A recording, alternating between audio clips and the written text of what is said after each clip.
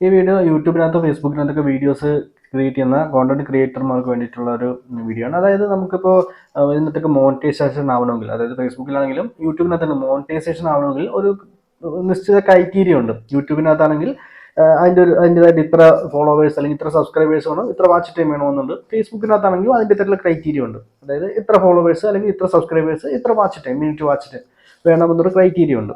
അത്രയും സബ്സ്ക്രൈബേഴ്സ് ഉണ്ടെങ്കിൽ മാത്രമേ നമുക്ക് അത് മോണിറ്റൈസ് ചെയ്യാനായിട്ട് സാധിക്കത്തുള്ളൂ. പക്ഷേ നമുക്ക് ആ ഒരു ക്രൈറ്റീരിയയിലേക്ക് എത്തിക്കാൻ വേണ്ടിയിട്ട് ഇപ്പോൾ ഒരുപാട് ഓപ്ഷൻസ് ഇപ്പോൾ നമ്മൾ സോഷ്യൽ മീഡിയയൊക്കെ ഉപയോഗിക്കുന്ന സമയത്ത് ഒരുപാട് ആഡ്സ് കാണാറുണ്ട്. അതായത് നിങ്ങൾ ഇത്ര രൂപ പേയ്മെൻറ്റ് തന്നു കഴിഞ്ഞാൽ നിങ്ങൾക്ക് ഈ ഒരു ക്രൈറ്റീരിയ മീറ്റ് ചെയ്ത് തരാം, അല്ലെങ്കിൽ ഇപ്പോൾ ഒരു നിശ്ചിത എമൗണ്ട് പേയ്മെൻറ്റ് കൊടുത്തു കഴിഞ്ഞാൽ നിങ്ങൾക്ക് ഇത്രയും ഫോളോവേഴ്സിനെ നമ്മൾ എന്താണ് മേക്ക് ചെയ്ത് തരാം, അല്ലെങ്കിൽ ഇത്രയും വാച്ച് ടൈം, ഇത്ര ദിവസം കൊണ്ട് ഇത്ര വാച്ച് ടൈം നേടിത്തരാം എന്നൊക്കെ പറഞ്ഞുകൊണ്ടുള്ള ആഡ്സ് കാണാറുണ്ട്. പല ഡിജിറ്റൽ മാർക്കറ്റിംഗ് ഏജൻസികളുടെയും ഡിജിറ്റൽ മാർക്കറ്റിംഗ് ചെയ്യുന്ന ടീമുകളുടെയും ഒക്കെ ആഡ്സ് കാണാറുണ്ട്. അപ്പോൾ പലരും ഇത്ര രൂപ കൊടുത്തു കഴിഞ്ഞാൽ മോണിറ്റൈസേഷൻ ആവുമല്ലോ, പിറ്റേ ദിവസം തൊട്ട് എനിക്ക് വരുമാനം കിട്ടി തുടങ്ങുമല്ലോ എന്നൊരു ധാരണയുടെ പുറത്ത് മോണിറ്റൈസേഷൻ ചെയ്യാൻ വേണ്ടിയിട്ട് അവർക്ക് പൈസ കൊടുക്കും. അവർ ഷുവറായിട്ട് മോണിറ്റൈസ് ചെയ്ത് തരികയും ചെയ്യും. ഇത്ര ദിവസം, ഇപ്പോൾ 4 ദിവസം കൊണ്ട്, ഒരാഴ്ച കൊണ്ടൊക്കെ മോണിറ്റൈസ് ചെയ്ത് തരുന്ന ടീമുകളുണ്ട്, വെറും 3 ദിവസം കൊണ്ട് മോണിറ്റൈസ് ചെയ്ത് തരുന്ന ടീമുകളും ഉണ്ട്. അങ്ങനെയൊക്കെ ചെയ്ത് തരുമ്പോൾ ഉള്ള പ്രശ്നം വെച്ചാൽ നമ്മുടെ ചാനലിലും അല്ലെങ്കിൽ നമ്മുടെ പേജിലൊന്നും വേറെ യാതൊരു പ്രശ്നവും സംഭവിക്കത്തില്ല. ജെനുവിനായിട്ടുള്ള രീതിയിൽ കൊടുത്ത കാര്യം തന്നെയാവും അവർ ചെയ്തു തരുന്നത്. പക്ഷേ അവിടെ സംഭവിക്കുന്ന ഒരു പ്രശ്നം എന്താണെന്ന് ചോദിച്ചു കഴിഞ്ഞാൽ, ഈ കിട്ടുന്ന ഫോളോവേഴ്സൊക്കെ ഡെഡ് ആയിട്ടുള്ള ഫോളോവേഴ്സ് ആയിരിക്കും. അതായത് അവരൊന്നും ഒരിക്കലും നമ്മളിടുന്ന വീഡിയോ അവർ വാച്ച് ചെയ്യാനൊന്നും പോകുന്നില്ല. അത് ജെനുവിൻ ആയിട്ടുള്ള ഫോളോവേഴ്സ് ആയിരിക്കത്തില്ല. ഇപ്പോൾ നമുക്ക് ഇപ്പോൾ ഒരു യൂട്യൂബ് ചാനലിൻ്റെ കേസിന് എടുക്കുകയാണെന്നുണ്ടെങ്കിൽ, നമുക്കിപ്പോൾ ഒരു ചാനലിനകത്ത് വെറും 1000 സബ്സ്ക്രൈബേഴ്സേ ഉള്ളൂ. പക്ഷേ ആ 1000 പേരും നമ്മളിടുന്ന വീഡിയോസ് സ്ഥിരമായിട്ട് കാണാറുണ്ട് എന്ന് കരുതുക. പക്ഷേ വേറൊരു ചാനലിൻ്റെ കേസ് എടുക്കൂ. ആ ചാനലിനകത്ത് ഒരു 1,00,000 സബ്സ്ക്രൈബേഴ്സ് ഉണ്ട്. പക്ഷേ ആ 1,00,000 പേരിൽ വെറും 50 പേര് മാത്രമേ ഈ വീഡിയോ കാണുന്നുള്ളൂ.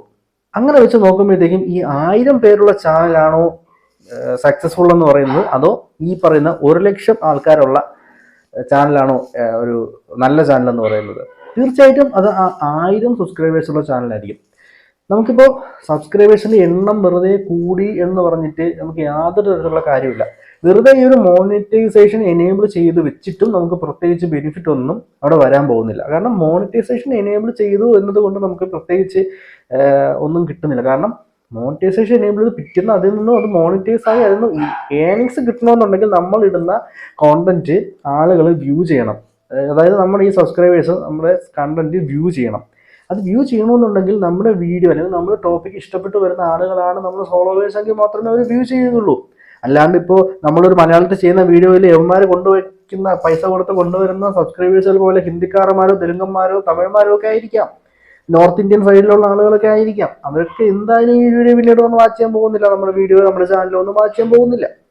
അപ്പോൾ പലതരം സംഭവിക്കുന്നത് എന്താണെന്ന് വെച്ച് കഴിഞ്ഞാൽ, നമുക്ക് മോണിറ്റൈസേഷൻ ഒക്കെ എനേബിൾ ആയിട്ടുണ്ട്. പക്ഷേ നമ്മുടെ വീഡിയോയ്ക്ക് വീണ്ടും 10, 12, 15, 20 വ്യൂസ് മാത്രം കിട്ടിക്കൊണ്ടിരിക്കും. വേറെ വ്യൂസ് ഒന്നും നമുക്ക് കൂടുതലായിട്ട് വരികയില്ല.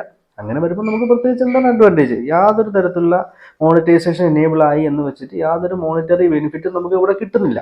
അതാണ് സംഭവിക്കുന്നത്. നമ്മൾ ഈ മുടക്കിയ ആ ഒരു പ്രൊമോഷൻ ചെയ്യാൻ ആ ടീമിന് കൊടുത്ത ക്യാഷ് നഷ്ടപ്പെട്ടു. അത് തന്നെയാണോ സംഭവിക്കുക? അല്ലാണ്ട് നമുക്ക് ഇവിടെ പ്രത്യേകിച്ച് യാതൊരു തരത്തിലുള്ള ബെനിഫിറ്റും നമുക്ക് കിട്ടുന്നില്ല. അതാണ് ഫലത്തിൽ അവിടെ സംഭവിക്കുന്നത്.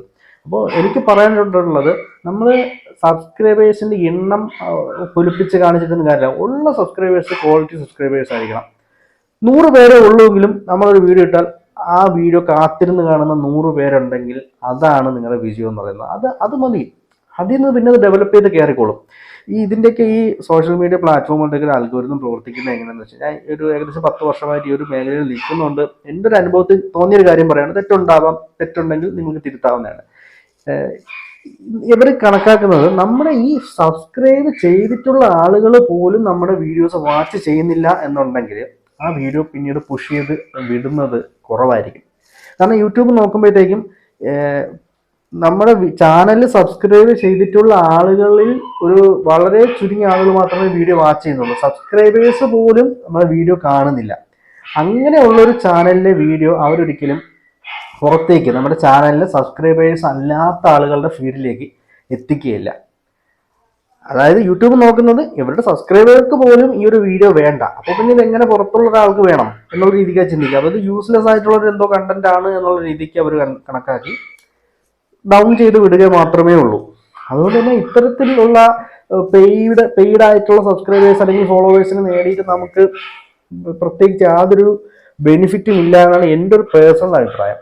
നമ്മൾ കൺസിസ്റ്റന്റ് ആയിട്ട് കോണ്ടന്റ് പ്രൊവൈഡ് ചെയ്യുക, ഗുഡ് ക്വാളിറ്റി കണ്ടന്റ് പ്രൊവൈഡ് ചെയ്യുക, ആളുകൾക്ക് ഇൻട്രസ്റ്റിംഗ് ആയിട്ടുള്ള യൂസ്ഫുൾ ആയിട്ടുള്ള കണ്ടന്റ് പ്രൊവൈഡ് ചെയ്യുക.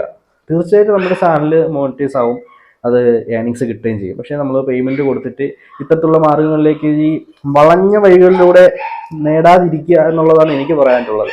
ഇനിയിപ്പോൾ നിങ്ങൾക്ക് പേയ്മെന്റ് എന്തൊക്കെ ചെയ്തിട്ട് നിങ്ങളുടെ ചാനൽ കയറി വരുന്നില്ല എന്നുണ്ടെങ്കിൽ നിങ്ങൾക്ക് തന്നെ സ്വയം ഇത് അഡ്വർടൈസിങ് ചെയ്യാവുന്നതാണ്.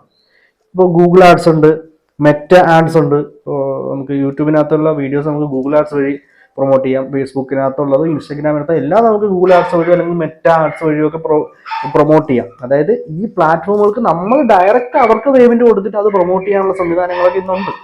നമ്മളില്ലാതെ ഇടനിലക്കാർക്ക് പൈസ കൊടുത്തിട്ട് ഇത്തരത്തിലുള്ള അല്ല ഹിന്ദിക്കാരനെയും കൊണ്ടുവന്ന് നമ്മുടെ ഫോളോവേഴ്സ് ആക്കേണ്ട കാര്യമൊന്നും ഉണ്ടെന്ന് എനിക്ക് തോന്നുന്നില്ല. എൻ്റെ ഒരു ഒപ്പീനിയൻ പറഞ്ഞതേ ഉള്ളൂ. നിങ്ങൾക്ക് എന്തെങ്കിലും നിങ്ങളുടെ അഭിപ്രായം എന്താണെന്ന് വെച്ചാൽ താഴെ കമന്റ് ചെയ്യാം. ഇത്തരത്തിൽ ഡെഡ് ആയിട്ടുള്ള ഒരു 10,000 ഫോളോവേഴ്സ് ഉള്ളതിനേക്കാളും എന്തുകൊണ്ട് ബെറ്റർ ആക്റ്റീവ് ആയിട്ടുള്ള എന്ത് വീഡിയോ ഇട്ടാലും അതിൽ വന്ന് കമന്റ് ചെയ്യുകയും ലൈക്ക് ചെയ്യുകയും വാച്ച് ചെയ്യുകയും ചെയ്യുന്ന ഒരു 10,000 ആൾക്കാരുള്ളതല്ലേ നല്ലത്. എൻ്റെ ഒരു ഒപ്പീനിയൻ അതാണ്.